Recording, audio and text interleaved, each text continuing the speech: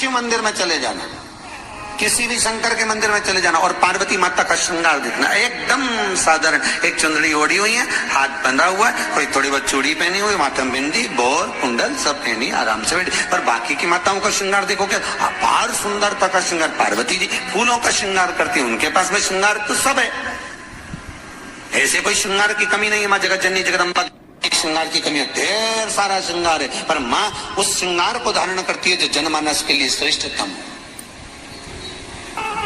मां श्रृंगार वो करती है जो जनमानस के लिए श्रेष्ठ हो।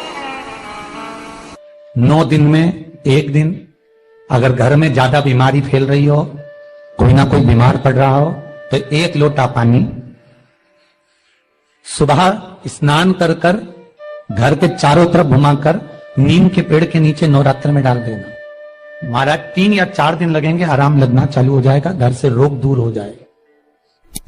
शिव महापुराण की कथा कहती है, देवी भागवत कहती है कि माता का 9 दिवस तक स्थान नीम के पेड़ के नीचे रहता है। इसलिए आज भी दक्षिण दिशा में देवी की मूर्ति नहीं बिठाते, नीम के पेड़ को साड़ी पहनाते हैं, नीम के पेड़ का ही मांग भरकर मंगलसूत्र पहनाकर नीम के पेड़ का ही श्रृंगार होता है और नीम के पेड़ की ही पूजन होती है। दक्षिण दिशा में माता की मूर्ति विराजमान नहीं करते नवरात्र में नीम के वृक्ष की पूजन करते, क्योंकि देवी भागवत में स्पष्ट कहा गया, नवरात्रि तक मां जगत जननी जगदम्बा 64 योगिनियों के साथ में नीम में विराजमान हो जाती। 64 योगिनी। घर के अंदर बैठकर आप 27 मनके की माला जप रहे हो, घर के अंदर बैठकर 30 मनके की माला जप रहे हो, घर के अंदर बैठकर 108 मनके की माला जप रहे हो। आप जितने भी मनके की माला घर के अंदर बैठ रहे हो और जप रहे हो, उसका पुण्य आपको प्राप्त होगा, मना नहीं है, मिलेगा। पर रुपये में से 54, रुपये में से कितना मिल रहा है? 54, 25%। वही माला आप किसी मंदिर में, देवालय में, तीर्थ में जप रहे हो, उसका पुण्य मिलेगा केवल आधा, 50%, मात्र 50। महाराज वही माला आप यदि पीपल, आंवला, समी, बेलपत्र, इन वृक्ष के नीचे अगर आप एक माला को लेकर बैठे हो और बिना आसन के, समी के वृक्ष के नीचे आप कोई मंत्र जप रहे हो, कोई बेलपत्री के पेड़ के नीचे मंत्र जप रहे हो, कोई आंवले के पेड़ के नीचे मंत्र जप रहे हो, किसी पीपल के वृक्ष के नीचे मंत्र जप रहे हो, तो वहां आसन लगाने की जरूरत नहीं होती। बिना आसन के अगर आपने एक माला का एक मन का भी अगर जपा है, शिव महापुराण कहती है, विष्णु पुराण कहती है कि 100% पुण्य आपके खाते में उस मंत्र का फल प्रदान कर देता है। उस मंत्र का शिव महापुराण की कथा, लिंग पुराण की कथा, विष्णु पुराण की कथा, पद्म पुराण की कथा कहती है कि किसी वृक्ष के नीचे, जिन वृक्षों का गुणगान हमारे शास्त्र करते हैं, जिन वृक्षों का गुणगान हमारी पुराणे करती हैं, उन वृक्ष के नीचे अगर एक मंत्र का मन का भी फेरा जाए तो उसका पुण्य हजारों गुना प्राप्त हो जाता, आप रूप प्राप्त होता अपने आप।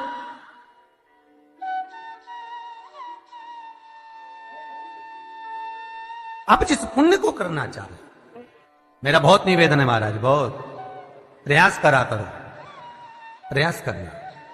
अगर हाथ के मनके की माला भी नहीं हो और किसी पीपल के पेड़ के नीचे 15 मिनट बैठने का मौका मिल गया, आंवले के वृक्ष के नीचे 5 मिनट बैठने का मौका मिल गया, किसी आंवले के वृक्ष के नीचे आप 5 मिनट बैठे हो, ओम नमो नारायण का मंत्र का स्मरण कर लो, ओम नमो भगवते वासुदेवाय का जाप कर लो, बस उसका फल 4 गुना, हजारों गुना प्राप्त हो जाता है।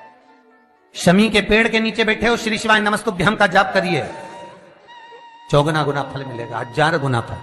बेलपत्री के पेड़ के नीचे गए हो, ओम नमः शिवाय ओम का जाप करिए, फल मिलेगा। उस फल को हमें पाना है।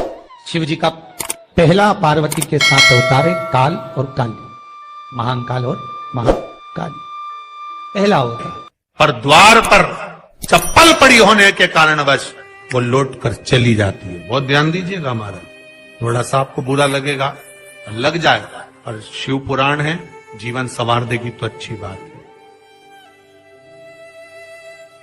जीवन संवार दे तो अच्छी बात। मंदिर के द्वार पर हम जब चप्पल छोड़ते हैं,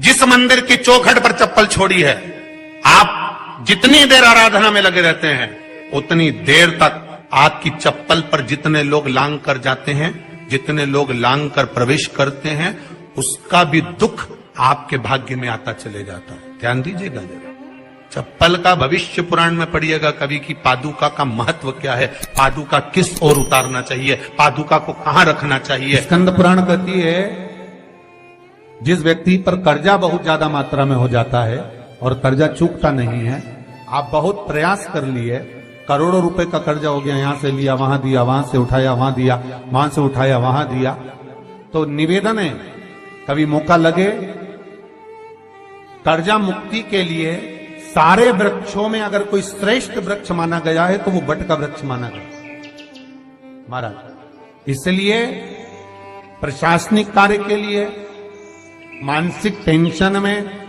परेशानियों में बटकेश्वर महादेव का स्मरण किया जाता है।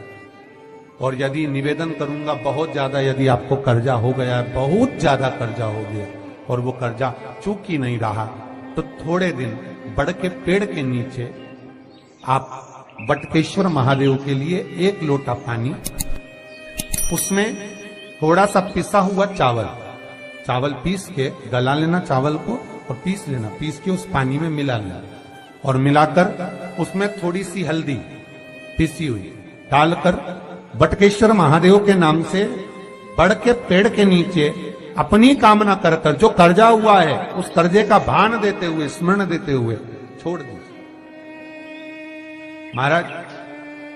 2 या 3 सोमवार एक ही जगह पर करना, 3 सोमवार बाद वहीं से बड़ के पेड़ की थोड़ी सी जड़ उठा लाना और उस जड़ को एक कोई धागे में बांधकर या तो अपनी गले में डाल लो या अपनी जेब में पटक लो, उसको थोड़े दिन पटक कर रखना, लगभग 2 से 3 महीना पटक कर रखो। वो जड़ जैसे बड़ का पेड़ विस्तार होता है, पानी गिरे ना गिरे, जल वृष्टि हो ना हो, गर्मी पड़े ना पड़े, उसको कोई फर्क नहीं पड़ता, बड़ का वृक्ष आप रूप फैलता जाता, उसकी जड़ें अपने आप प्रबल होती है। उसी तरह ये बटकेश्वर महादेव कहीं से भी अगर जड़ आपके पास में रखी है 1 महीना, 2 महीना, 3 महीना तक, तो ये जड़ अपने आप लक्ष्मी को पकड़कर खींच कर लाती है और कर्जे से मुक्त कर देती है। बटकेश्वर महादेव का स्मरण सुख का देना हो। बेलपत्री का वृक्ष किसका प्रतीक है? पार्वती का।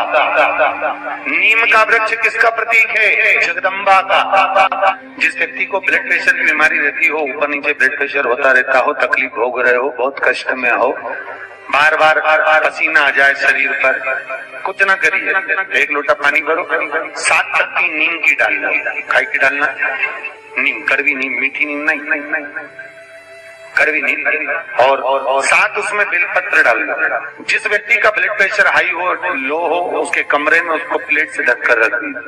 सुबह स्नान कर वही व्यक्ति जिसका ब्लड प्रेशर ऊंचा नीचा होता है उसको शिव जी को समर्पित करना, शिव को चढ़ाकर उसी का पानी 7 बार उसी स्थान पर ग्रहण कर लेना। व्यक्ति का ब्लड प्रेशर बराबर हो जाता है। मात्र लगभग अगर सोमवार कर रहे हो तो 11 सोमवार करो, प्रतिदिन नियम से कर रहे हो तो 15 दिन कर लो, उसमें बराबर। फिर कभी जिंदगी में ब्लड प्रेशर की बीमारी चली ही जाती है। कोई बरसाती मेंढक मत बनना रे, बरसात आती है तो मेंढक बहुत सारे इकट्ठे हो जाते हैं, टर करते हैं। कई लोगों की आदत होती है, सावन का महीना आया तो मंदिर में भीड़, शिवरात्रि आई तो मंदिर में भीड़। हमें बरसाती मेंढक नहीं बनना कि सिर पे त्रिपुंड लगा लिया, गले में रुद्राक्ष की माला पहन ली, चोला बदल लिया, कपड़े बदल लिए और कपड़े बदलकर साधु संत बनकर, सन्यासी बनकर, तपस्वी बनकर छल करने के लिए, निंदा करने के लिए, बुराई करने के लिए, चुगली करने के लिए, अपशब्द करने के लिए, लोगों को घाटा पहुंचाने के लिए, लोगों के पांव खींचने के लिए बैठ गए। ये नहीं बनना हमको, हमें बरसाती मेंढक नहीं बनना।